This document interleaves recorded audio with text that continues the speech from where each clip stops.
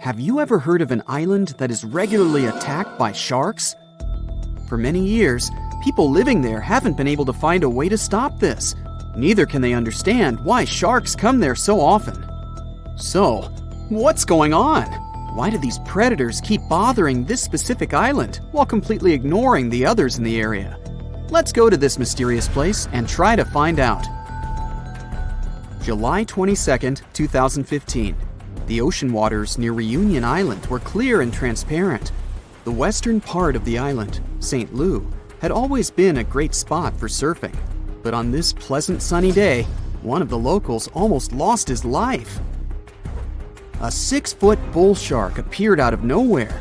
Once right next to the shore, it suddenly charged at surfer Rodolphe Arriaghi. His friend, doctor and professor of geography at the University of La Réunion, Erwan Lagabriel, was nearby, talking with 2 other surfers at that moment. Suddenly, they heard some noise. Realizing that it was his friend, Lagabriel rushed to help. The shark was 65 feet away from him. He said that all of this felt like some kind of a horror movie.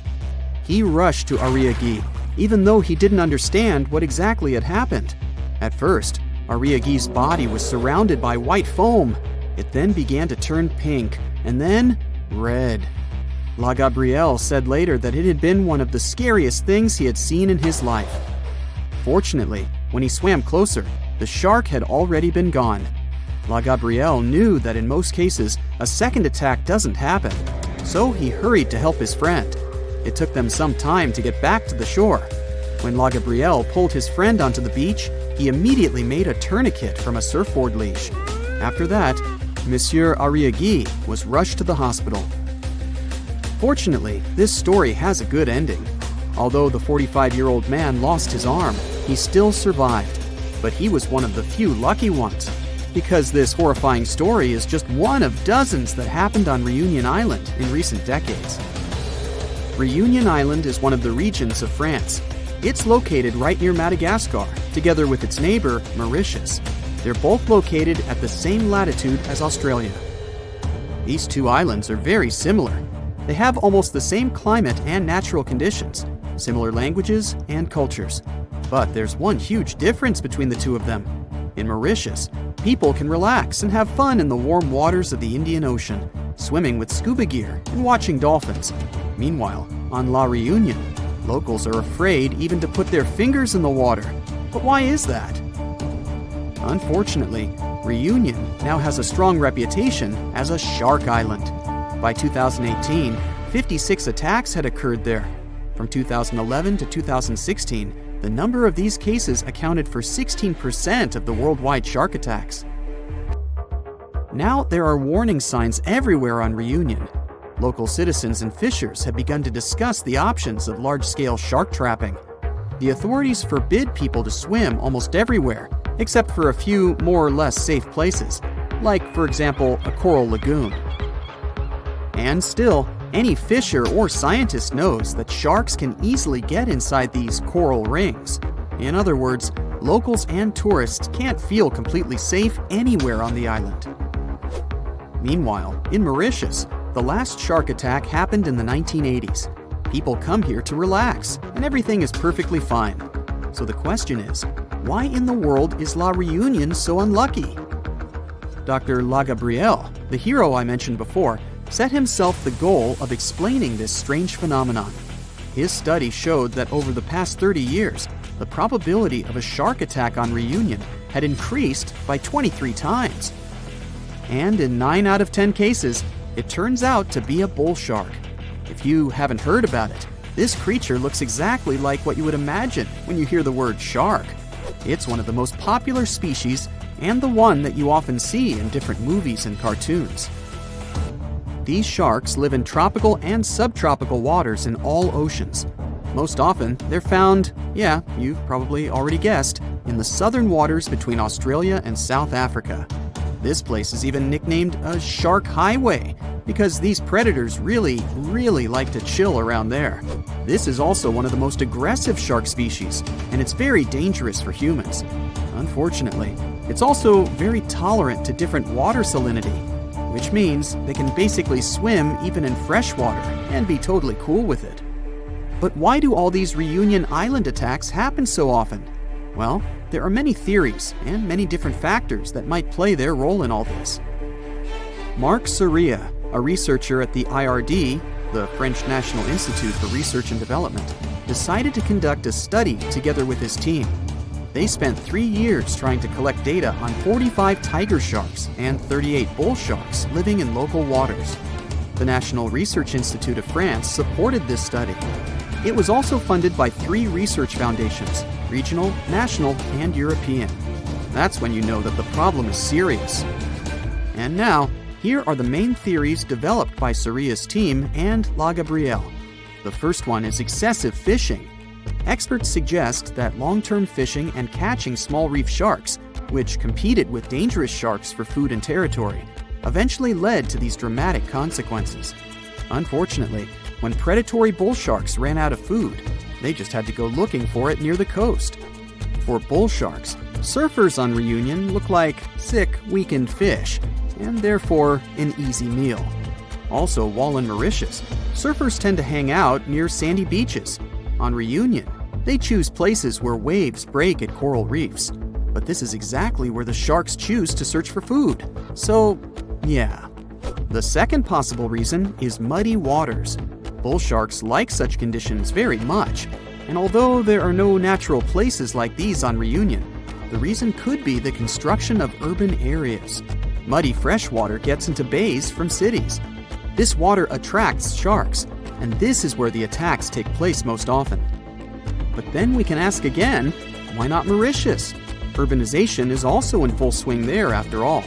There are many places in Mauritius where sewage waters flow into the ocean. Well, then we can conclude that this is not the only factor. There have to be others. For example, there is an active volcano, Piton de la Fournaise, on Reunion Island. Thanks to this beautiful volcano, there are rich flora and fauna on the island. And this could be great if it didn't attract too much attention from predators.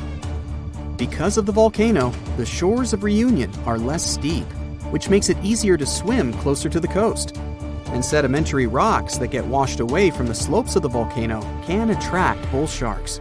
As we already know, these guys love muddy waters. There are some other theories. For example, La Gabrielle suggests that attacks may be connected to an increase in the shark population. Or maybe that's because these creatures become more aggressive during mating periods.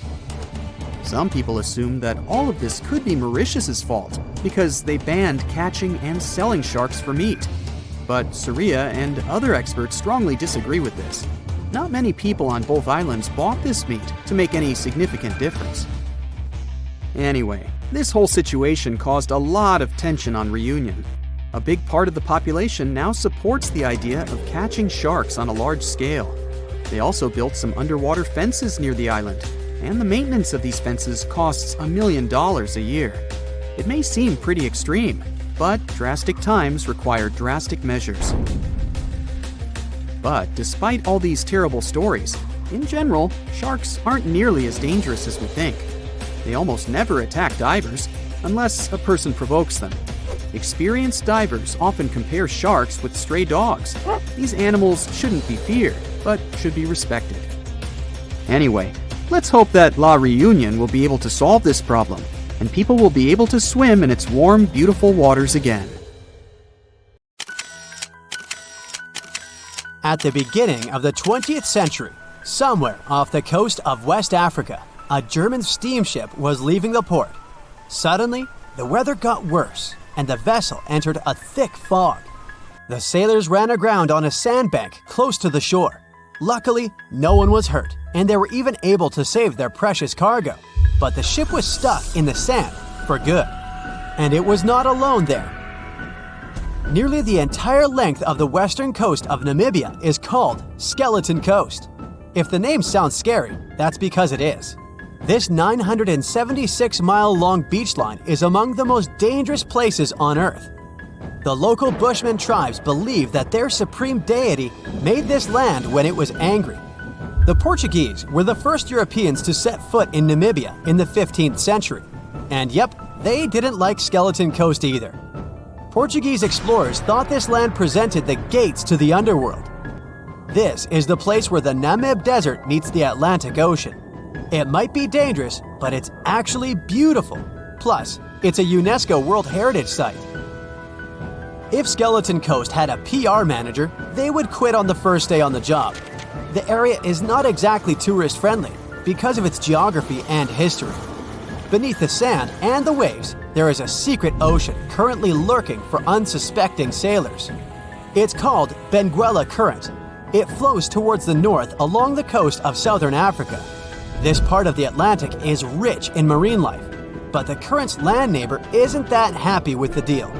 This arid climate created the Namib Desert, one of the driest regions on Earth. And that marine life I just mentioned? It's sharks. 11 species of them to be exact. And yes, the great white decides to pop by once in a while. So far, we've got a desert landscape, strong currents, and sharks. Not a place for a beachside resort, definitely. But if someone ends up on Skeleton Coast, will they know they're in danger? Don't worry, they will. The beach is littered with wrecks of all sizes and shapes. If you remember that German ship I mentioned in the very beginning, its massive and rusted stern is now sticking out from the desert sand. There are some 500 wrecks in total scattered along the coast, and it's a mixed crowd, from Portuguese galleons centuries old to ships that ran ashore here in the 21st century. A modern fishing ship called Zela India managed to slip from its tow rope in 2008 and ended up on Skeleton Coast. Okay, it didn't escape on its own, it had some help from the elements. But it's better to be a tourist attraction on a beach than to be broken up for scrap. That's where the trawler was originally going, poor thing. Skeleton Coast's most famous inhabitant, to call it such a place, is the wreck of the Dunedin Star. The British cargo liner ran aground here in 1942. The massive rescue operation that followed reveals why it's so dangerous for sailors to end up here. The rescuers managed to save all of the crew and passengers, but at a heavy price. An aircraft and a tugboat were lost in the process. It took the last of the rescuers a full 2 months to return home to Cape Town. Why, you might wonder? One look at the map of the region reveals the reason. It's an endless sea of yellow, which is the sand. There are so few roads here, so Skeleton Coast is hard to reach by land. There are also legal obstacles. You need a special permit to drive into the area. But the skeletons in the name of the area don't only refer to ships, they also stand for animal bones. Most of these belong to whales and seals. Many animals have adapted to the area, so lions and hyenas roam the coastline in search of a meal. Yeah, now there are hungry lions as well, as if those sharks weren't enough. Other animals with a temporary residence on Skeleton Coast include elephants, cheetahs, leopards, and giraffes.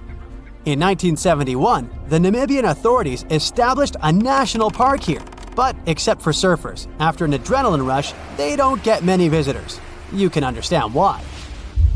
The Namib Desert is the oldest desert in the world, and it's not very tourist-friendly either. Those who travel to the region should pack sunscreen and a warm winter jacket. A weird combo, right? Well, not so much when you think that during the day, temperatures soar over 110 degrees Fahrenheit. At night, the air temperature drops below freezing. What a climate roller coaster! And that's not the final danger. Yep, there's more. Remember how that German ship got lost in thick fog? Yeah, it wasn't a one-off event. Because of the region's climate, fog shows up frequently. Sailors should cover their ears now, but this fog is actually good for wildlife. This is their only source of water in the Namib Desert. Reptiles and mammals have adapted to the harsh climate. They use as little water as possible. Shifting sands, thick fog, strong currents, lions, and sharks. Not the stuff you would put in a tourist booklet, but Skeleton Coast isn't the only beach on Earth you wouldn't want to spend your vacation on. I will take you to Cape Tribulation in Australia. The area covers some 48 square miles in the northwestern part of the continent. And no, the area is not as dry as Skeleton Coast.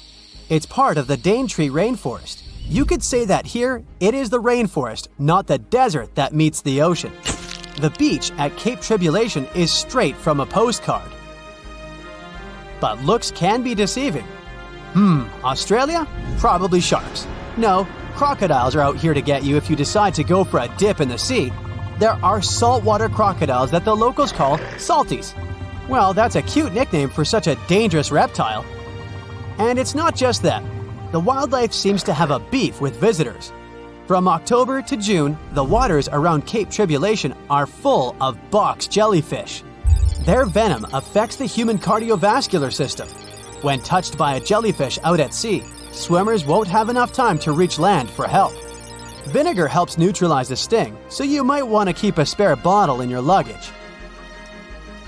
Crocodiles and jellyfish sound dangerous, but there's one more animal you should look after. It's the wild boar. It might sound funny, but you won't laugh when you're being chased by one of these across the beach. 21 million wild boars live in Australia. They're mostly active at night, making it even more dangerous if they charge at you. The best defense is running in circles. Wild boars can't cut corners well. That's probably why we don't see many of them taking up careers as race drivers. Cape Tribulation has one last danger installed for you, and it's not an animal. Out here, even the trees are plotting against visitors. The stinging tree got its name for a reason. If you try to pick one of its beautiful red berries, it'll fight back. Its prickles are like tiny glass shards. The less than pleasant effect on your skin will last for a month. Then there is this wait a while bush. Who keeps naming them like this? This long vine has spikes that grab hold and just don't let go. They are so strong they can pull a human off a horse. You'll have to wait for someone to come by and save you from this thorny grabber. If you are about to cross this Australian beach from the vacation list, hold on for a second. Tourism is booming here. The local authorities have restricted access to all of the danger zones. Visitors go swimming in dreamy water holes that are surrounded by lush vegetation. There are even ropes to swing from. Now, that's a beach you can finally relax on. Wow, look at this cute little cookie cutter. At first glance, it looks like an oversized anchovy, but in reality, it's an undersized shark. This shark never grows bigger than 18 to 20 inches, but it doesn't make it less dangerous than its peers. They got their sweet cookie name because they have a unique feeding strategy. They bite off small chunks from much larger animals and get away with it. These little guys live deep down in the water column, making them quite mysterious and hard to study. We don't know exactly where they hang out, but they've been spotted all over the world, especially in tropical and temperate areas. The cookie cutter shark is a total parasite. It feeds off larger animals while keeping them alive. It uses its sharp upper teeth to latch onto the skin of bigger sharks, fish, or even marine mammals. Then, with its strong lower teeth, it scoops out a mouth-sized chunk of flesh or blubber. Ow! So watch out, because even big predators like bluefin tuna, great white sharks, and spinner dolphins can end up with scars from these little sharks. Now, there's one crazy story about a cookie cutter shark biting a person. Picture this: a long-distance athlete swimming between islands in Hawaii at night, surrounded by boats with bright lights attracting prey. Yep, that swimmer got a nasty bite on the calf, leaving a gnarly scar, but luckily no permanent damage. Lesson learned: don't mess with cookie cutter sharks during their feeding frenzy. To hunt like this, they have a well-equipped mouth.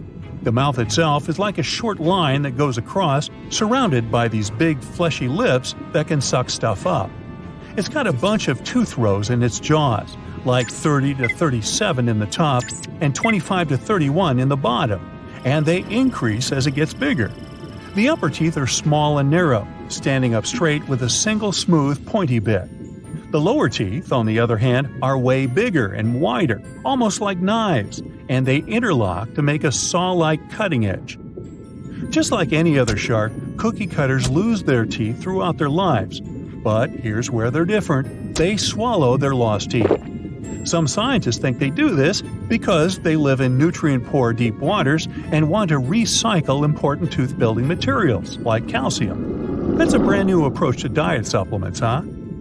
Since they feed closer to the surface at night and deeper during the day, they're almost always in the dark.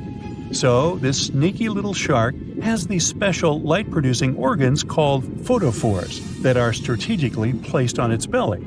These photophores help it blend in with the light coming from above, kind of like camouflage. It's a classic move in the bioluminescent world. The cookie-cutter shark also has this cool, non-glowing collar around its throat. Some scientists think this collar acts like a fancy lure, making it look like a tasty little fish from below.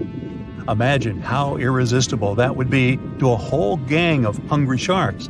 It's like a dinner invitation they can't refuse. Scientists and geologists are out there in the vast ocean, towing these trusty devices, also known as streamer cables. They drop these cables about 16 to 65 feet deep, with each stretching over 20,000 feet long. Now you can imagine that this whole setup creates quite a commotion underwater, attracting all sorts of curious creatures. And guess who shows up for the party? Sharks.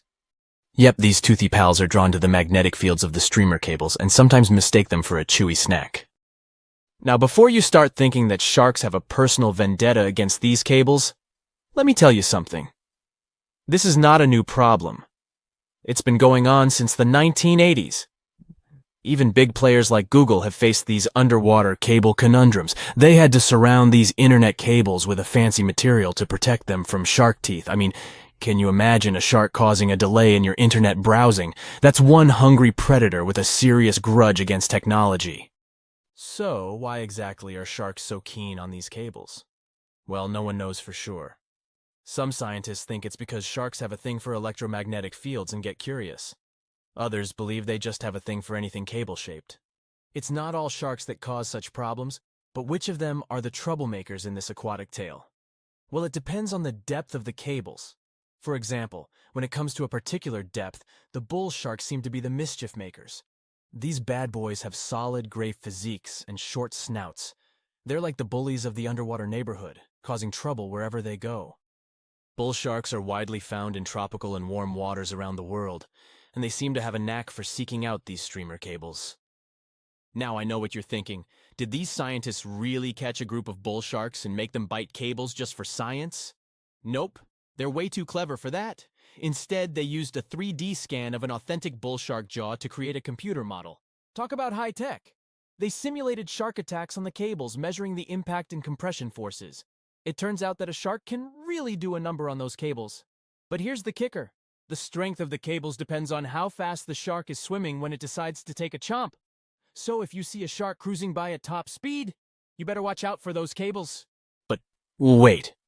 We can't blame the poor sharks entirely for the fate of these underwater cables. A 2009 report points out that a lot of fish have a considerable history of nibbling on cables. It's like a buffet for these underwater creatures.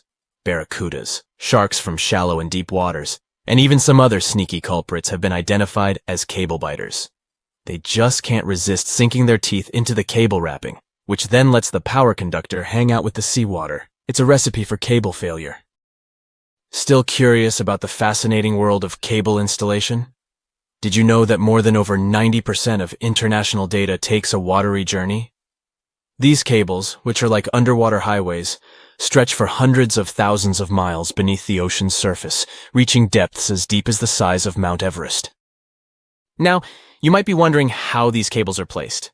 Well, it's not as simple as dropping wires in the water like in the cartoons. In fact, it requires some careful planning and specialized boats called cable layers. These brave boats meticulously run the cables across the flat surfaces of the ocean floor, making sure to steer clear of all obstacles that Mother Nature throws their way. When it comes to cable sizes, the shallow water cables are about as thick as a soda can. On the other hand, deep water cables are way smaller, measuring up to the size of a marker. Why the difference, you ask? Well, it's all about vulnerability. Way down there, 8,000 feet below sea level, there isn't much action going on. Therefore, these deep-sea cables don't need as much shielding wire for protection. They're like the skinny swimmers of the cable world, gliding through the depths with ease. But let's not forget about the installation costs.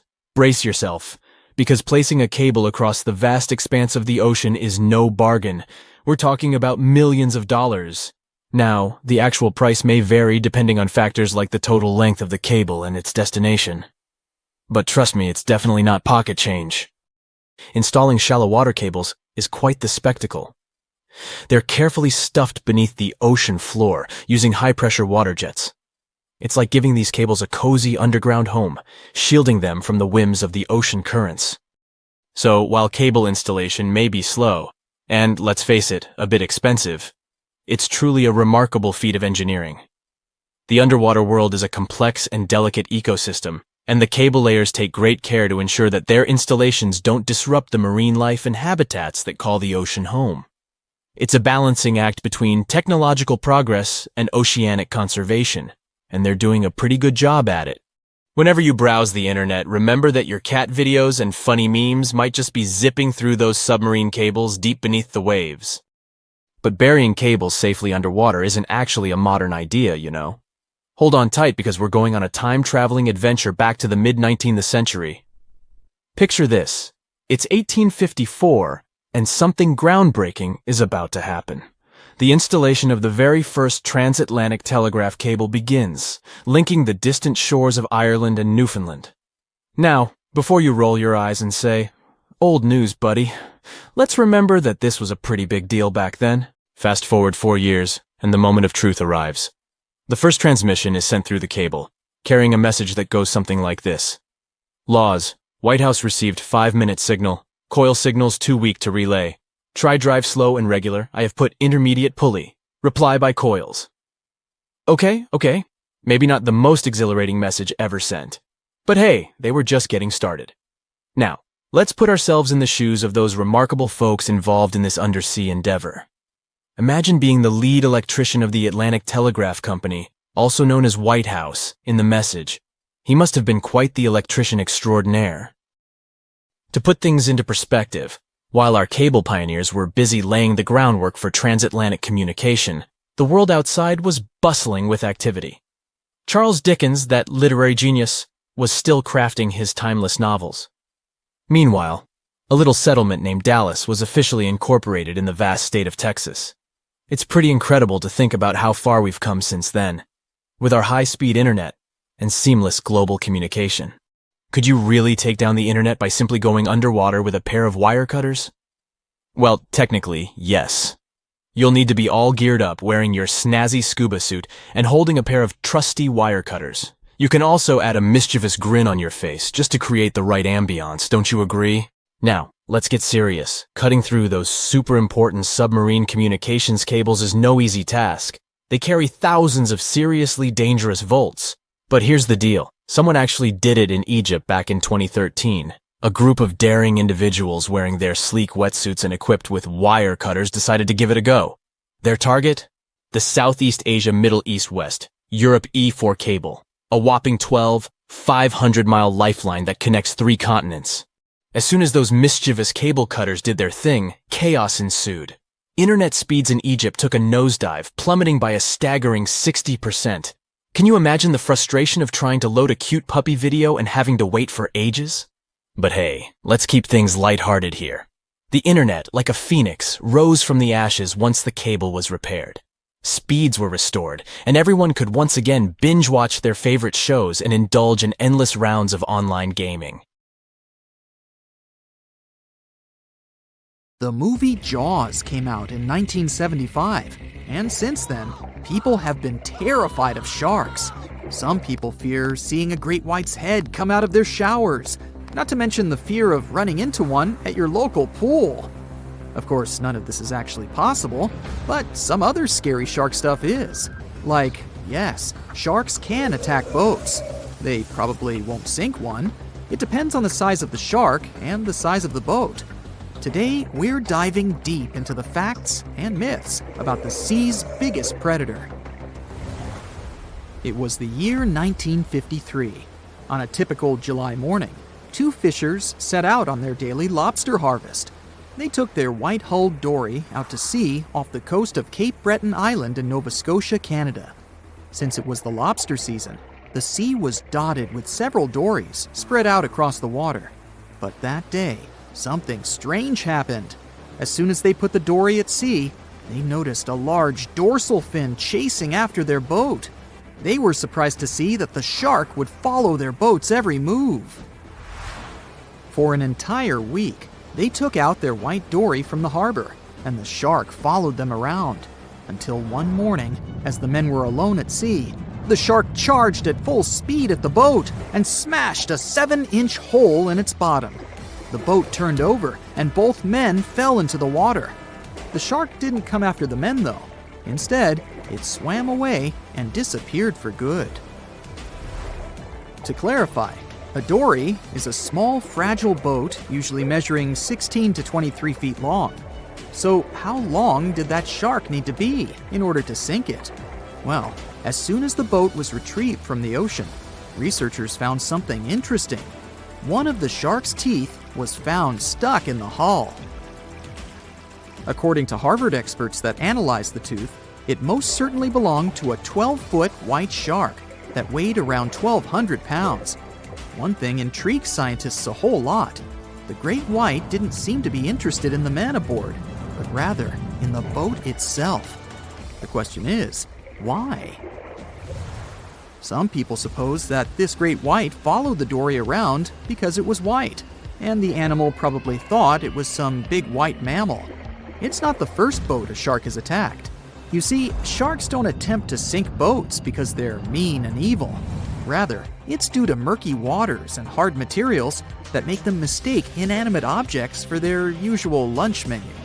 But that's not what we've learned from popular culture. In Jaws, the protagonist shark managed to poke several holes in the orca as it rammed the boat. The orca was a Nova Scotia-style fishing boat, made out of wood planks. It wasn't a huge boat, so it seemed plausible that a great white could ram it. But, according to Mythbusters, that's very far from the truth. A great white swimming at its maximum speed wouldn't be able to take down a medium-sized fishing vessel. The same goes for bigger boats. Some bull sharks or great whites can turn over smaller vessels, though, like kayaks or small boats. If this happens, it's most likely because they think it's a sea mammal and nudge it before taking the first bite. No scientist can say for sure why they do this, only that it's usually a misunderstanding on behalf of the animal. The Shark Research Committee, a nonprofit scientific research organization, has documented a lot of shark attacks on inanimate objects and is trying to answer that question more thoroughly. So far, they've observed several attacks on objects such as crab trap buoys and inflatable float bags. The website has also registered 2 famous attacks on boats. The first one happened in 1959, and a shark left a tooth on the hull of a boat. Researchers later identified it as belonging to a 12-foot great white. The report of the other attack, which happened in 1989, claims that a boat was circled by a great white before the animal swam at the vessel at full speed and hit the boat several times. Of course, those who suffer the most from shark attacks and encounters aren't boats, it's surfers. As far as we know, surfers look like giant wobbly seals from the shark's perspective. According to the Shark Research Committee, there have been 41 confirmed shark attacks on surfers on the west coast of North America over the course of the last century. So, should we be so afraid of sharks after all? Let's learn more about these magnificent sea creatures. Off the top of your head, how many shark species can you name? 4, 8, 10? Well, there are over 500 species of sharks swimming in the ocean. They vary from tiny specimens, about the size of a human hand, to up to 39-foot-long creatures. The largest species of shark are actually not great whites, but whale sharks. And even those are small compared to the great megalodon. This ancient creature that lived around 20 million years ago reached an unimaginable length of 60 feet. By comparison, that's the same as 2 to 3 buses placed one after another. I wouldn't swim in megalodon-infested waters even if you dared me, that's for sure. We know that sharks are very good hunters, but why is that so? Their bodies seem to have been strategically built for speed. Instead of having a bone skeleton, like us humans, sharks have a cartilage skeleton. which makes them much lighter and also super fast swimmers. Each species of shark hunts depending on its nutritional needs. So, shark species that grow to an average of 3 feet have a diet based on fish. The ones that grow bigger start feeding off of bigger sea animals, such as sea lions and seals. Throughout their lives, some species of shark can shed over 30,000 teeth. Unlike humans, who are born with a set number of teeth in their jaws, sharks have an apparently limitless supply. In their defense, they do lose teeth pretty easily, as they can easily get stuck in their prey, for example. They also have multiple rows of teeth. The jaws of a great white can contain up to 7 rows of teeth, and can grow to be more than 6 inches long. And since we're speaking of great whites, the most feared shark species roaming the oceans, this is ray. Ray is an adult white shark. He can swim up to 50 miles a day, so he needs a lot of fat in order to keep his body functioning. Funny thing about Ray, when he opens his jaws to hunt, his eyes roll back together with his head, so his sight is hindered when he's taking a bite. Now, he does like it when the water is murky and underwater visibility is low. That's because it makes it harder for his prey to spot him coming. These conditions can make it easier for him to grab that yummy seal. But this can also make it easy for him to mistake a random boat for lunch and end up scaring some humans. Some Hollywood movies love to portray sharks as having superpowers. Although they're not innately cruel, one species of shark does have something that can be considered bizarre. Hammerhead sharks, one of the most dangerous species of sharks, have a sort of sixth sense. Inside their heads, they have electroreceptor organs called ampullae of Lorenzini. These organs allow sharks to detect the electromagnetic fields of all living things in the ocean. This ups their hunting abilities to another level. They can even find prey hidden in the sand because they sense its electromagnetic field. You should know one thing. If a shark lives in a balanced ecosystem, it won't feel the need to attack unknown things. These animals are curious, though, so maybe we should cut them some slack when they bite a piece off a random boat. The largest and most ferocious predator to ever haunt the oceans, the megalodon shark, dominated the seas for centuries before becoming extinct millions of years ago. However, scientists managed to discover very few remnants of the giant shark. Everything we know about the great sea beast we've learned thanks to fossils of its giant teeth, which are just about the size of the average human hand. Scientists estimated the size of the prehistoric shark using calculations based on the measurement of the length of a megalodon tooth. On average, the size of a megalodon shark was 33 feet long. The largest of the species could reach up to 58 feet long. However, these megasharks may have been even bigger than we ever thought. At the Florida Museum of Natural History, a group of students examined 3D printed replicas of megalodon teeth to calculate the shark's size using the tooth length method. But something was off. Each student calculated a different size for the same shark, with their estimates ranging from 40 feet to 180 feet. A lead paleontologist took a look at the students' equations. He realized that the method they used to calculate megalodon sizes for decades isn't that accurate at all. So they invented a new method to calculate the megalodon size based on the width of the megalodon tooth instead of its length. It turned out that the average megalodon would be around 65 feet long. It's almost double the size scientists previously thought, and would mean that the average megalodon is the length of 2 school buses. A megalodon skeleton has never been discovered. Shark skeletons are made mostly of cartilage, meaning that they decompose quickly. Luckily, sharks continuously shed and regrow teeth throughout their lives. One shark can go through 40,000 teeth in a single lifetime. Scientists have managed to study different types of shark species based on their teeth alone. The megalodon shark had around 276 teeth. When they fell out, these teeth landed in seabed, where they stayed for millions of years, fossilizing. Scientists found those teeth, and they're the only real record we have of the megalodon's existence. The word megalodon means giant tooth. Its tooth is around 7 inches long. For comparison, the largest tooth of a great white shark is only 3 inches long. To find a bigger set of choppers, you'd have to go back 65 million years to find the great Tyrannosaurus rex, whose teeth measured a whopping 12 inches. Megalodon teeth have been discovered all over the world. It means that, unlike other marine animals of its time, the megalodon was intercontinental. Even today, most sharks and marine animals tend to stick to one sea or ocean. The megalodon shark swam freely around the world, moving between tropical and subtropical waters. Megalodon teeth have been found in every continent apart from the freezing cold waters of Antarctica.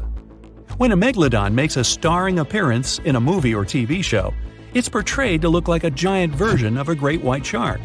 Scientists previously believed that the megalodon and the great white shark both descended from one common ancestor. Still, it's not true. In fact, it's more likely that the megalodon was the arch-enemy of the great white shark's ancestor, the broad-toothed mako shark. That means megalodon wouldn't have looked so similar to the great white after all. In reality, the megalodon would have a shorter nose than the great white, along with longer pectoral fins to give the giant shark a stockier and more threatening build. Not only was the megalodon the largest shark in the world, but it was also one of the biggest fish ever to exist. An apex predator of this size would have needed a huge diet to keep it moving.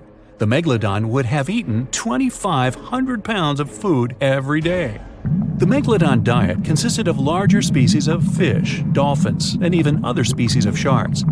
Ancient fossilized whale bones with cut marks of megalodon teeth have been discovered. It means megalodons weren't intimidated by the size and tried to feast on the giant whales of the past. Scientists have used computer simulations to try and work out the hunting style of the ancient shark. Using this technology, scientists have discovered that the megalodon's attack style was very different from that of modern-day sharks. Modern sharks dive straight for their prey's most vulnerable spot, for example, the soft underbelly of a seal. The megalodon's teeth were uniquely suited to biting through tougher areas of cartilage. So, evidence suggests that a megalodon would first chew the tougher fins of their prey, rendering them unable to swim away before launching into their final attack. The mouth of a megalodon was around 10 feet wide and 9 feet tall, large enough for you to swim into without touching any teeth. However, we don't recommend that. Their mouths were so large a megalodon could swallow a small car without even having to bite down on it. Research teams from Australia and the US collaborated to work out the biting power of the megalodon using computer simulations. The results were terrifying. While the modern great white shark has the biting power of 1.8 tons of force, the megalodon could easily chomp down on its prey with a biting power of 18.2 tons.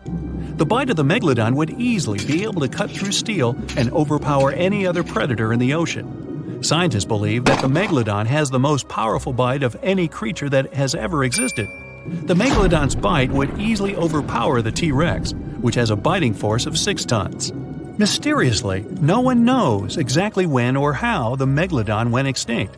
However, several theories are floating around as to how this could be the case.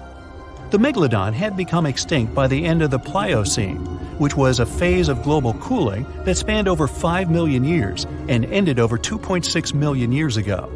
New evidence suggests that the last megalodon lived at least 3.6 million years ago, right in the middle of the Pliocene era. Another theory claims that these megasharks disappeared because of the changing Earth temperatures occurring during the Pliocene. As the Earth cooled down, the tropical waters of the world's oceans plummeted to colder temperatures. Scientists believe that this led to the extinction of a third of all large marine animals, meaning that the megalodon's food source took a massive hit. Without much prey left to hunt, the megalodon inevitably went extinct. Megalodon sharks would give birth to their pups in waters close to the shore. The shallow coastal waters provided a perfect nursery for the newborn sharks, keeping them distant from the larger predators that lurked in the open waters. As ice formed around the Earth's poles and sea levels dropped, these pupping grounds were destroyed. The megalodon pups would have had no choice but to swim in the deep ocean waters, making them more vulnerable to dangerous predators. A new theory suggests that the explosion of a star, called a supernova, could be responsible for the extinction of the megalodon. Around 2.6 million years ago, a supernova over 150 light-years away from Earth lit up the prehistoric sky and lingered there for months. A few hundred years after the supernova had faded, particles of cosmic energy from the star explosion plummeted to Earth. The energy particles carried dangerous amounts of radiation. Researchers believe that this radiation could cause the mass extinction of many marine animals, including the megalodon. Radiation from the particles extended hundreds of yards down into the ocean and was more dangerous for bigger creatures than for smaller ones. The bigger the creature is, the more radiation they would absorb. The 60-foot-long megalodon was large enough to absorb great amounts of radiation. Some people believe that the megalodon is still alive today, lurking at the depths of the ocean waters. But it's unlikely to be true.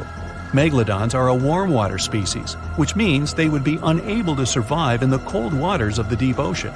Most of the megalodon's potential prey live in shallower waters, meaning there would be very little for the megalodon to eat at a deep sea level. Simply put, if there were an animal as big as the megalodon still living today, we would have spotted it by now. So, you're diving in the Atlantic Ocean, and suddenly you realize you haven't seen anyone else around for a while. You come up to the surface and your boat's gone. No! In the distance, you can see an ocean buoy you can climb onto. You scramble to safety and look out at the open ocean around you.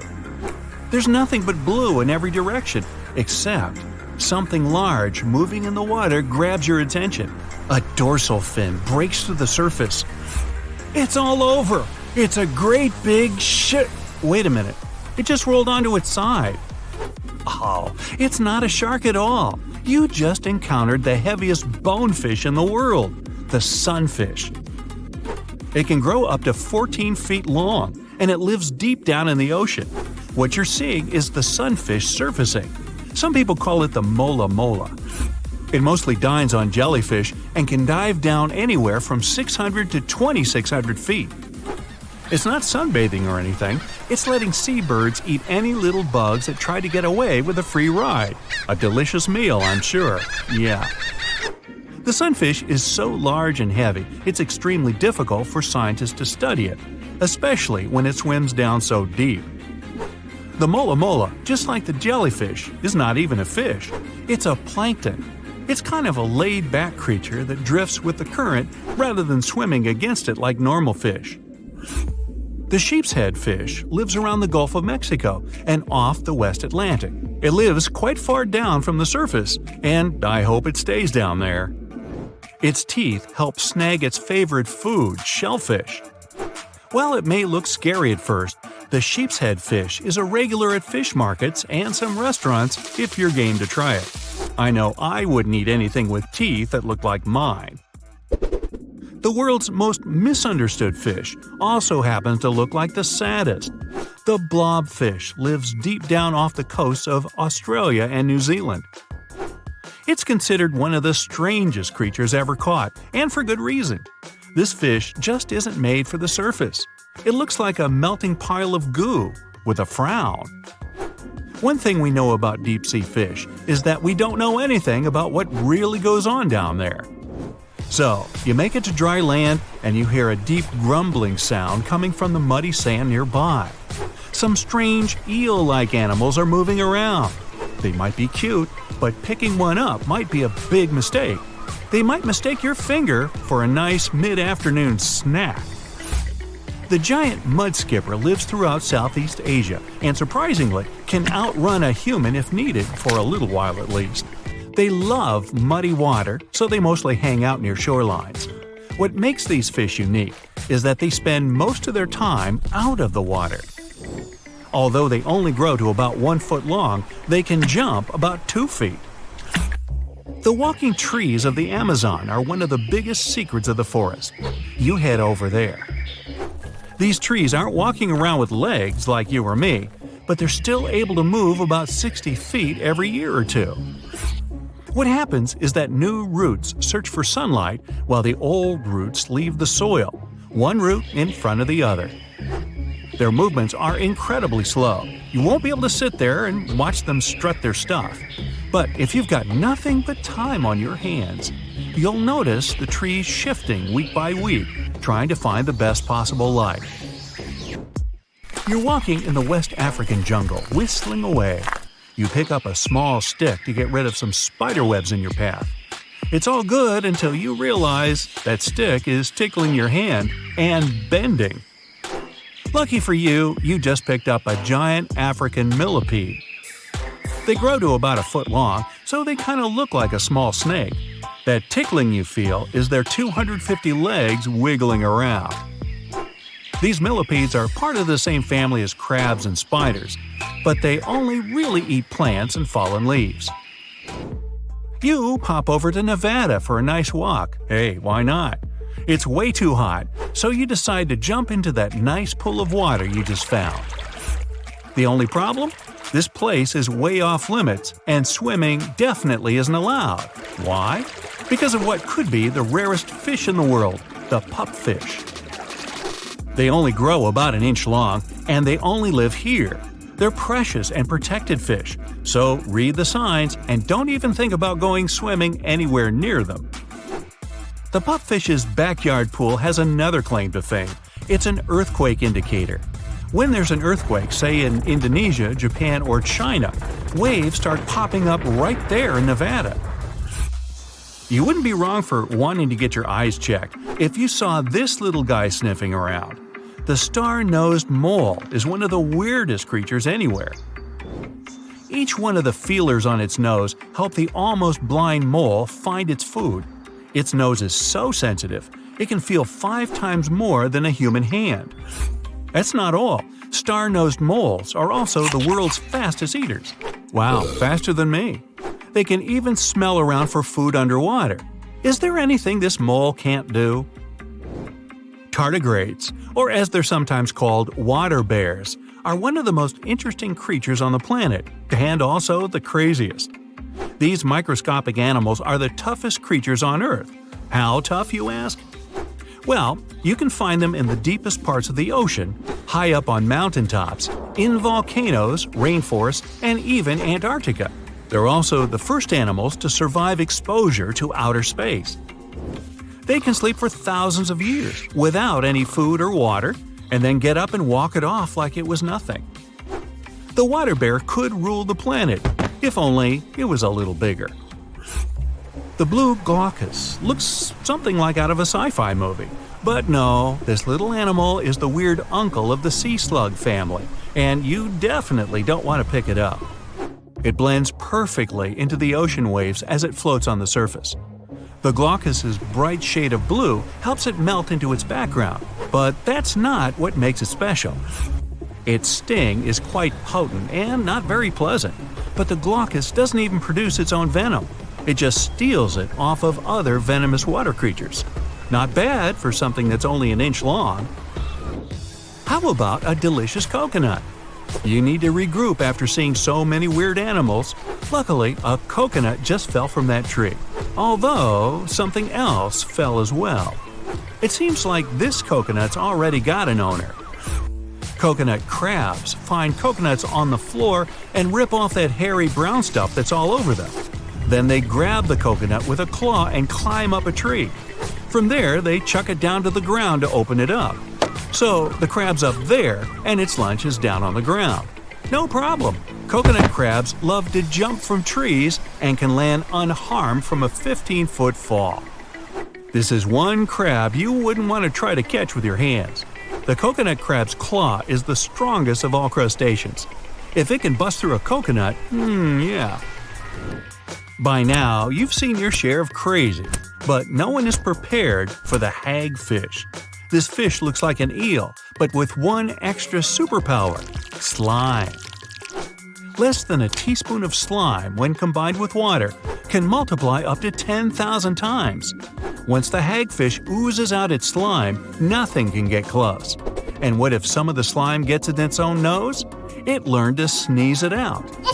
They're also boneless and made entirely out of cartilage. Last one for today, introducing the purple frog. Not a very exciting name, I know. The purple frog is a strange-looking frog species. It looks like it just ate way too much, and it's got a nose like no other.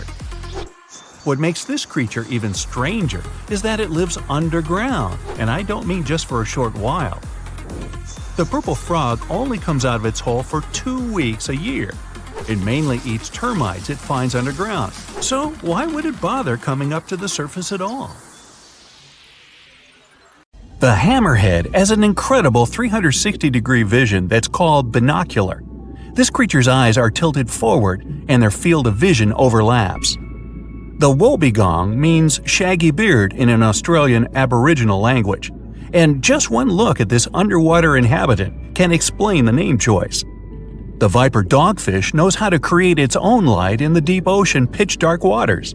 The animal has needle-like teeth and extendable jaws. This allows it to feed on prey half its size.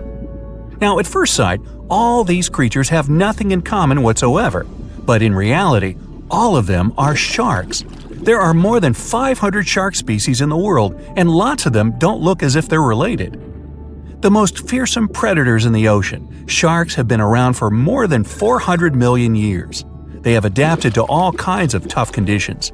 Now, some of them can live in freshwater, rivers, and lakes. These creatures vary in size, from as small as a human hand to 40-foot-long whale sharks. Now, most people would probably feel more comfortable without sharks lurking in the ocean depths. But few of them know that the disappearance of sharks would turn into a disaster for our planet. Imagine waking up in the world without these apex predators. If you're a surfer, you wouldn't have to scan the water for a shark's infamous triangular fin. If you're a regular beachgoer, you wouldn't have to be on your toes all the time, ready to sprint toward the shore once you hear a lifeguard's whistle. Movie makers would be confused. They'd have to set off in search of a new villain. But the truth is, sharks aren't as bad as they're pictured. Not all of them are large torpedo-shaped creatures with sharp teeth. For example, the basking shark has small teeth, and it doesn't even use them for feeding. The horned shark's teeth are molar-like and help the animal to crush its hard-shelled prey. And how can a tiny 8-inch-long deep-water dogfish harm you? Unlike what lots of people think, humans aren't sharks' favorite meal. Usually we just get mistaken for similar-sized dolphins and seals. Most shark species prefer fish, squid, and clams. Hey, come to think of it, so do I. Calamari. Some are filter feeders. It means they get food by filtering seawater through their gills or mouth. Anyway, back to the world without sharks. Big shark species are at the top of the ocean food chain. They hunt smaller fish, for example, tuna. Those in turn eat even smaller sea inhabitants, mostly bottom-feeding species that live off algae. If sharks disappeared, it would totally mess up the entire food chain. Without sharks to control the fish population, the smallest algae eaters would soon be swallowed up by predators. No bottom feeders, and algae would grow wild. Along with bacteria, they would move to coral reefs. Corals wouldn't be able to photosynthesize. Sunlight they use to get nutrients from the water and carbon dioxide wouldn't reach them. Reefs would fade away, leaving behind skeletons that would later turn into limestone. It would lead to many marine species going extinct. Algae would also clog up fish gills and pollute water and seafood. Shark remains are an important food source for lots of marine inhabitants, for example, orcas, other sharks, and even octopuses. Without these remains, these species would be at risk of starvation. Or let's say tiger sharks. They live in seagrass meadows and prevent turtles from overgrazing the area. If sharks weren't on the lookout, all this underwater vegetation would be gone in no time. And that would create a huge problem. Scientists claim that 50 to 80% of Earth's oxygen is produced in the ocean by plankton. That's algae, drifting plants, and some kinds of bacteria. Normally, sharks feed on fish that gobble down ocean-generating plankton. No sharks, and there might be a serious shortage of oxygen in the world. Little fish would thrive, but only at first. If there were no sharks, injured and sick fish, their most common prey, would unbalance the schools they live in. This would cause nothing but chaos. Plus, fish left without control would eat everything they see – little shrimps, plankton, and other microorganisms. Soon, all of this would be gone, and fish would eventually starve. It would affect not only the world's ecosystem, but also the economy, like it happened once in North Carolina. Great white sharks were overfished there, and it allowed the ray population to grow. It resulted in hundreds of hungry rays eating all the bay scallops.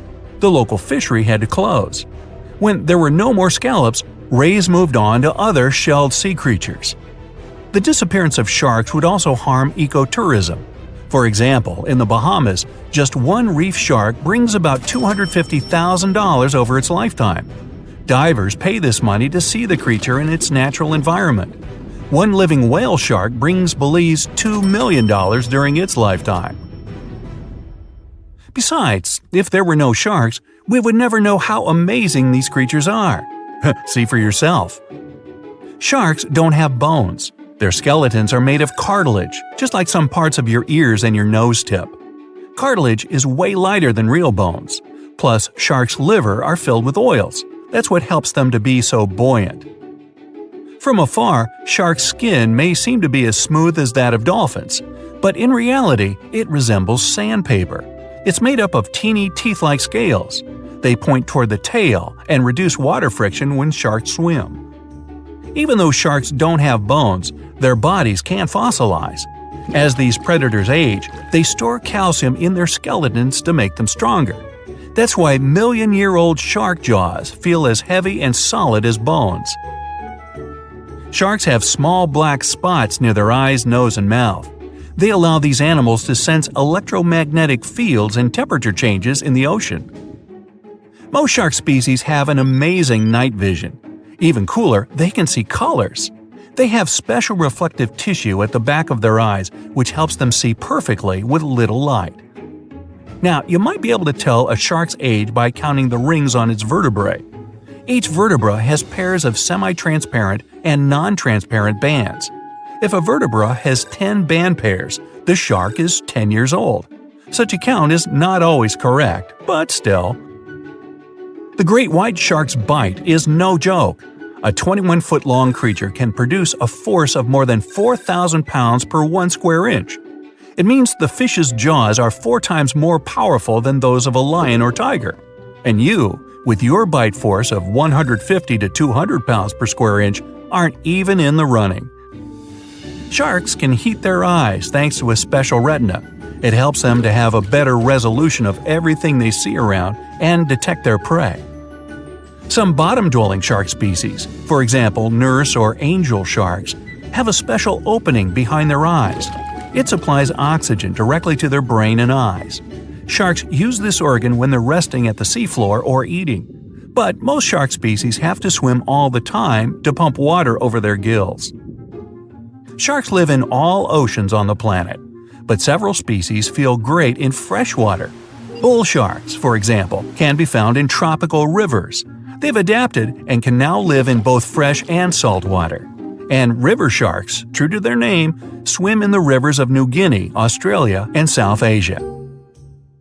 The number of teeth may vary from species to species, but most sharks have more than 15 rows of them in each jaw. One line after another, they go from the largest and most functional up front to the smaller and less powerful in the back. A shark can have as many as 35,000 cavity-resistant teeth in a lifetime. Now, you, as a human, can shift only your lower jaw, but a shark can move both its upper and lower jaws.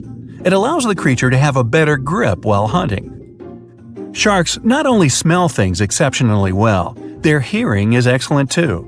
They can spot their prey from 3,000 feet away because they hear low-frequency sounds. The predators will easily recognize the sounds made by a fish's contracting muscle tissue. Sharks are slow-growing species, and they don't breed often. It makes them extremely vulnerable. People had better protect these creatures rather than fear them. Oh, and finally, when you go to the casino poker tables, be wary of one more species, the card shark. If you're not careful, he'll take all your money. Living at depths of up to 5,000 feet, the hagfish is one of the strangest creatures in the ocean. And there's plenty on the list. The goblin shark, sea spiders, red-lipped batfish, and even people swimming during winter. It's freezing, man! Get out! Although it looks like an eel, this fish belongs to the Agnatha species. That's fish without jaws, and the family also includes lampreys, terrifying monsters with disc-shaped suction-cup mouths filled with spiraling rows of teeth. Hagfish have 2 tongues, 4 hearts, and no eyes or stomach. like something from another planet. And what sets them apart from anything on this planet is that they have a skull but no spine. They don't have bones either. That unique spineless skull is made entirely out of cartilage, the same stuff in your ears and nose, that's right. Scaleless with skin that seems to fit over them like an oversized holiday sweater, it'd be a mistake to think this frail little creature would be an easy dinner.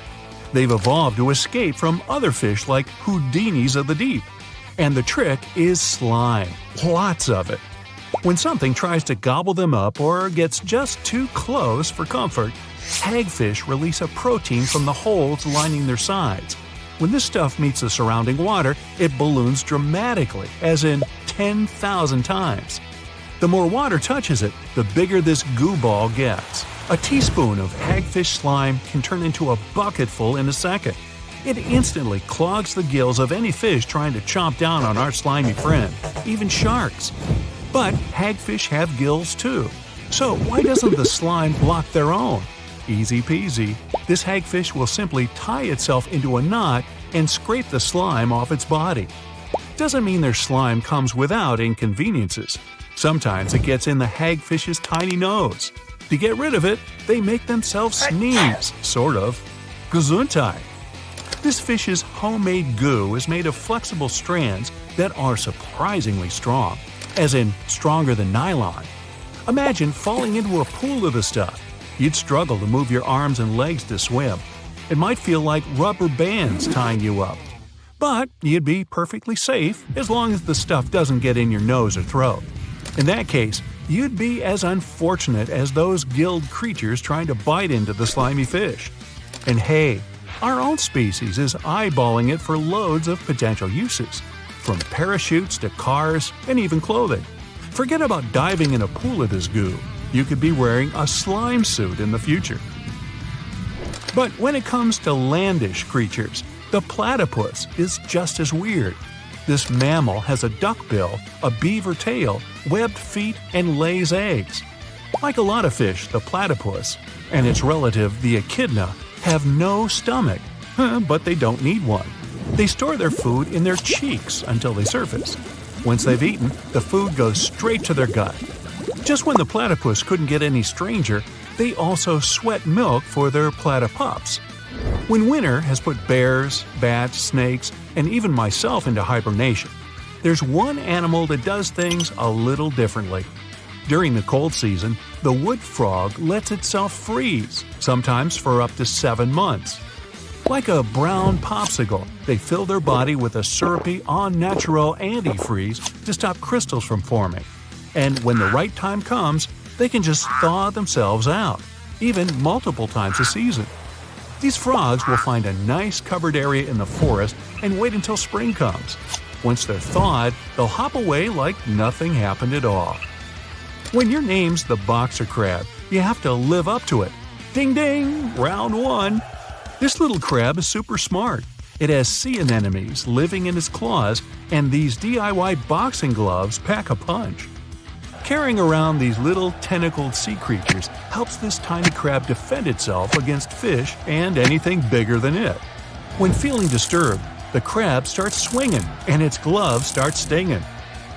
The tentacles of sea anemones are covered in stinging cells that help the animal capture its lunch. Yup, that's no plant, it's a hungry beast. It's a win-win relationship. For helping the crab protect itself, the gloves get a fun ride around the ocean floor and free meals.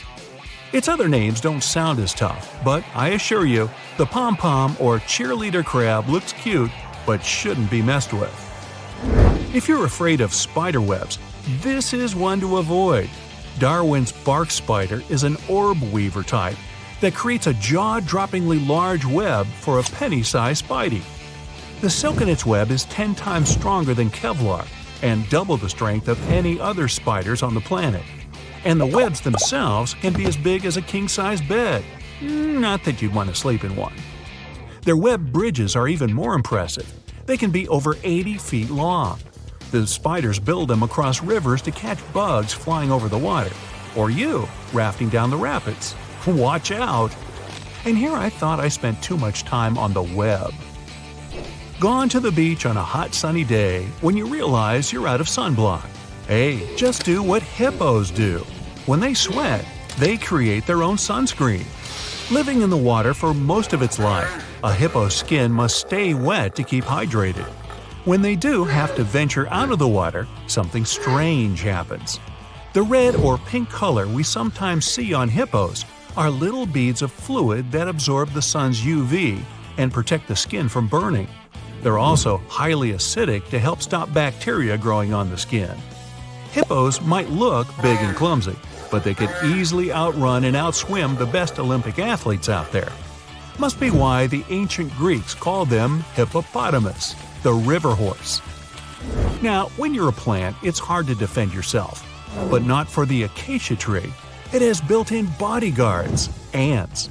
When a few of the leaves are getting nibbled on, the vibrations alert the ant brigade to head out and stop the trespasser. Living in the hollow thorns of the branches, the acacia ants come out and shock the hungry animal with their wasp-like stinger. The tree is so grateful to the ants that it feeds them yummy nectar. Not only do the ants stop animals from grazing too much, they also help improve the tree's health by reducing the bacteria that would be on the leaves. Now, never heard of a sea squirt? I don't recommend getting too close unless you want water in your face. The sea squirt may look like an underwater plant, but it's an animal more closely related to us than a cockroach. These squishy little creatures are in an umbrella category with vertebrates, like you, me, and anyone or anything else with a fancy backbone. That big happy family is called the chordates. Starting as little tadpole-like larvae, sea squirts wiggle around in the ocean for a short time until they find a nice bit of water to call their own. Since they're unable to feed themselves, drastic measures must be taken, and I mean drastic. Like oysters, barnacles, and mussels, the sea squirt has a glue-like substance that cements it to the first place it lands. Once they've picked their forever home, they need to start eating. The first thing to go is their own tail. Then they absorb their gills and even their brain. No longer need the ability to navigate the ocean, it's become unnecessary. They're not heartless though. The sea squirt's ticker is very similar to a human's. It even looks a little like ours. Now here's one you won't forget. Lobsters, crayfish, and crabs have teeth in their stomachs. After they gulp something down, the food in their stomach gets ground up by large teeth. This is called gastric milling, and it helps the crustaceans digest it easier. One species of crab had to take it a step further, of course. The ghost crab uses these teeth not only for eating, but also to growl. By grinding their tummy teeth when scared or struggling with another crab, they're warning to get away. Well, when you don't have vocal cords, stomach growling will have to do. They're also the fastest type of crab on the planet. They can move 100 body lengths per second.